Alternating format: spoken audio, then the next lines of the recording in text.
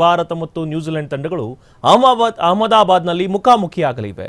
ಇದು ಉಭಯ ತಂಡಗಳ ಮೊದಲ ಟಿ20 ವಿಶ್ವಕಪ್ ಫೈನಲ್ ಪಂದ್ಯವಾಗಿದೆ. ಭಾರತ ಹಾಲಿ ಚಾಂಪಿಯನ್ ಆಗಿದ್ರೆ ನ್ಯೂಜಿಲೆಂಡ್ ಮೊದಲ ಪ್ರಶಸ್ತಿಯ ನಿರೀಕ್ಷೆಯಲ್ಲಿದೆ.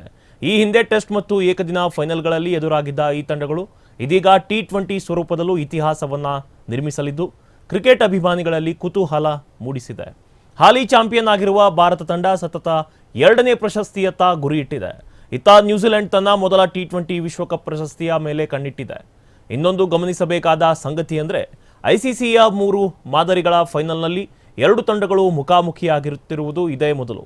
ಭಾರತ ಮತ್ತು ನ್ಯೂಜಿಲೆಂಡ್ ಈ ಹಿಂದೆ ಏಕದಿನ ಮತ್ತು ಟೆಸ್ಟ್ ಟೂರ್ನಿಗಳ ಫೈನಲ್ನಲ್ಲಿ ಮುಖಾಮುಖಿಯಾಗಿದ್ದವು. ಈಗ ಟಿ20 ಸ್ವರೂಪದಲ್ಲೂ ಉಭಯ ತಂಡಗಳು ಎದುರು ಬದುರಾಗ್ತಾ ಇವೆ.